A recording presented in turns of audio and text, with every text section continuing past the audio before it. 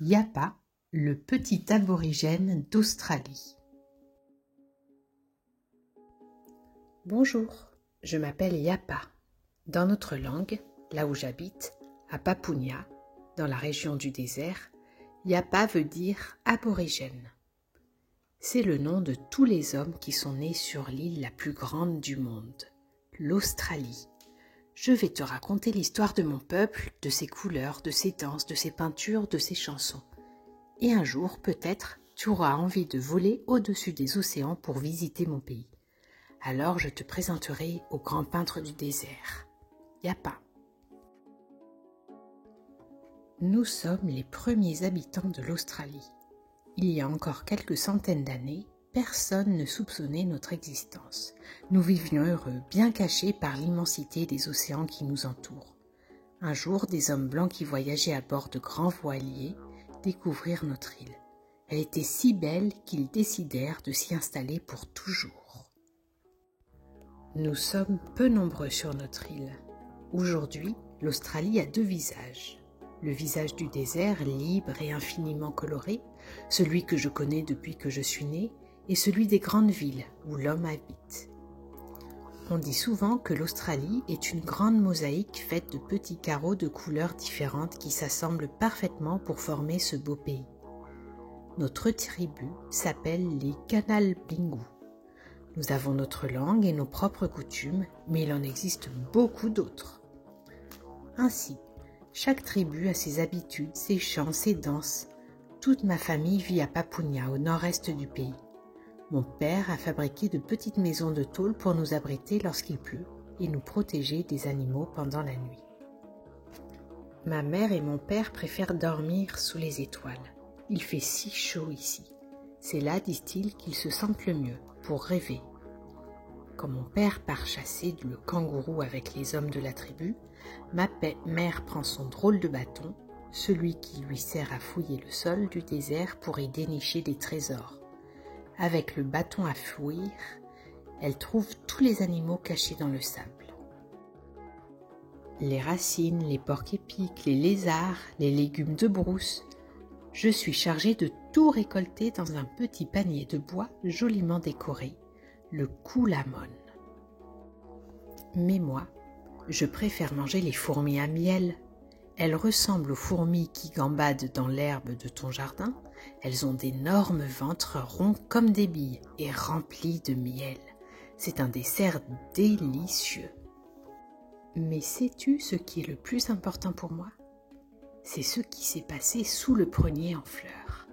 C'est là que mon père a voulu me confier le grand secret. Celui que mon grand-père lui a confié au même endroit alors qu'il n'était qu'un petit aborigène comme moi. Le secret de mon peuple, de mon pays tout entier. Le secret des arbres et des fleurs, des nuages et des étoiles, des lézards et des fourmis à miel. Si tu promets de ne rien dévoiler, je veux bien te le raconter. Avant, quand je regardais ma mère danser pieds nus sur la terre rouge, je ne comprenais pas. Quand je découvrais mon père déguisé de plumes d'oiseaux dessiner des ronds dans le sable, je ne comprenais pas. Maintenant, je comprends. Mon père m'a tout expliqué. Je sais ce qu'est un rêve et pourquoi je dois le poursuivre pour toujours. J'ai appris que les rêves aborigènes ne ressemblent pas aux songes qui animent ton sommeil. Pour notre peuple, les rêves sont des peintures, des sculptures, des chants, des danses qui racontent la vie de nos ancêtres au moment où ils inventèrent le monde. Mon père m'a raconté son rêve. Il m'a dit que chez nous, les ancêtres n'étaient pas des hommes, mais des animaux géants. Il y a très longtemps, les ancêtres se sont tous réunis pour créer le monde. Avant, il n'y avait rien. Le kangourou et la fourmi à miel ont fait courir les collines dans la plaine. Le lézard a fait voyager les étoiles dans le ciel. Ce sont eux qui ont creusé la terre pour installer les fleuves et les rivières, qui ont semé les graines des arbres et des fleurs. Ils veillent sur nos terres comme un bijou précieux. Mais avant de s'endormir quelque part sous la terre, les ancêtres ont demandé aux aborigènes de dessiner leur île pour que tout ce qui existe en Australie vive toujours. C'est pour cela que mon père et ma mère et tous les aborigènes dessinent le voyage de leurs ancêtres. Les rêves sont des messages secrets. Ils ne sont pas écrits avec des mots, mais avec des petits points et seule la tribu aborigène peut les comprendre. Mon père m'a donné la clé de ces messages mystérieux. Et maintenant, toi aussi, tu apprendras à lire dans ces dessins comme dans un livre.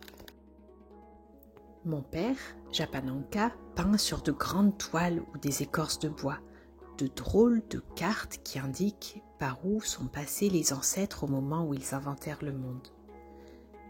Comme les cartes accrochées sur les murs de ta classe qui montrent la ville où tu habites, ces peintures indiquent la bonne route pour découvrir les cachettes de nos ancêtres, là où ils sont endormis. Avec de tout petits bâtons de bois taillés très fins, des pinceaux fabriqués avec ses cheveux ou quelquefois avec ses doigts, mon père dessine des milliers de points les uns à côté des autres. Quand le rêve est terminé, les hommes de la tribu se rejoignent sous le grand prunier, là où mon père m'a confié tous ses secrets. Il se couvre le corps de mardoukourou, sorte de coton sauvage que l'on cueille dans la brousse. Regarde, on dirait que des nuages ont poussé dans ses cheveux. Et là, ils se mettent à chanter. Leurs voix se mêlent au vent et on dit ici que si l'on tend bien l'oreille, tout le monde peut les entendre. Mon amie Ada habite dans le village d'Utopia. Elle appartient à la tribu des ânes matières. Ma mère, Napananka, part quelquefois la retrouver dans son village. Elles étendent un grand tissu de soie sur le sol pour peindre leurs rêves. Elles dessinent avec de la cire comme celle des bougies qui sentent si bon quand tu les allumes. Au début, on ne peut pas voir leurs jolis motifs, car la cire est de la même couleur que la soie. Lorsqu'elles plongent ce tissu dans de grandes marmites remplies d'eau colorée, les signes mystérieux du rêve apparaissent comme par magie. Au fur et à mesure que leurs mains déroulent le tissu, je vois se dessiner devant moi une tortue, un lézard ou encore des plantes fantastiques de toutes les couleurs. Ces peintures s'appellent des batiks. Elles peuvent être regardées et lues dans plusieurs sens. Ensuite, Ada, ma mère et leurs amis étendent leurs tissus de soie pour les faire sécher. Une grande corde est nouée entre deux arbres. C'est le moment de la journée que je préfère. Sous la douce lumière du soleil couchant, cette guirlande de milliers de couleurs illumine le désert. Je m'endors lentement et pendant que je fais les rêves les plus beaux, ma mère, maquillée de peinture jaune comme de l'or, me berce de ses chants. Ce matin, en me réveillant, j'ai peint un rêve pour toi, le rêve de l'étoile qui brille au firmament. J'aimerais beaucoup te montrer là où elle s'est accrochée au milieu du ciel. Comme je te l'ai dit, les rêves sont des peintures qui indiquent là où nos ancêtres se sont endormis. Ce sont des cartes secrètes qui donnent la bonne route pour les trouver, là où ils sont cachés. Les rêves montrent les étoiles et la pluie, les serpents, les kangourous que tu trouveras sur ton chemin. Voici le secret de quelques-uns de ces dessins magiques. Tu pourras les utiliser pour inventer un rêve comme les aborigènes et ainsi prolonger la vie de notre beau pays. Pour cela, il te faut de grandes feuilles de papier, des pinceaux, des peintures de toutes les couleurs. Choisis les signes que tu veux peindre, dessine leurs contours, remplis-les de couleurs, puis avec des ronds, des traits, des points, imagine le décor sur lequel ils se sont installés. Tu peux dessiner dans plusieurs sens. Voici le dessin qui représente un camp aborigène. Des étoiles, le soleil levant, la pluie, un chemin reliant deux camps, la tortue d'eau et le lézard, la fourmi à miel, la tortue à long cou, le crocodile.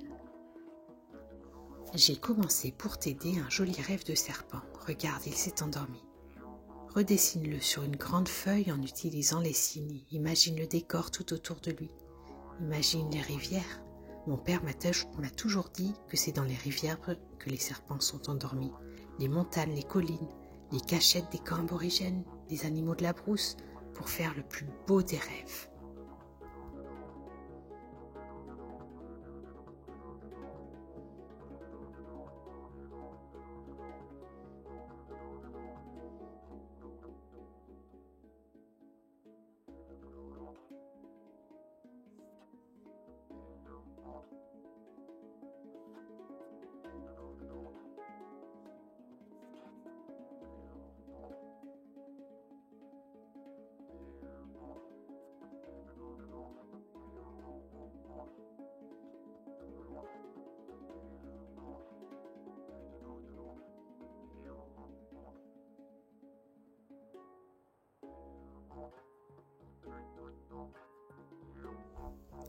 Au revoir, c'était moi Yapa, ton nouvel ami aborigène d'Australie.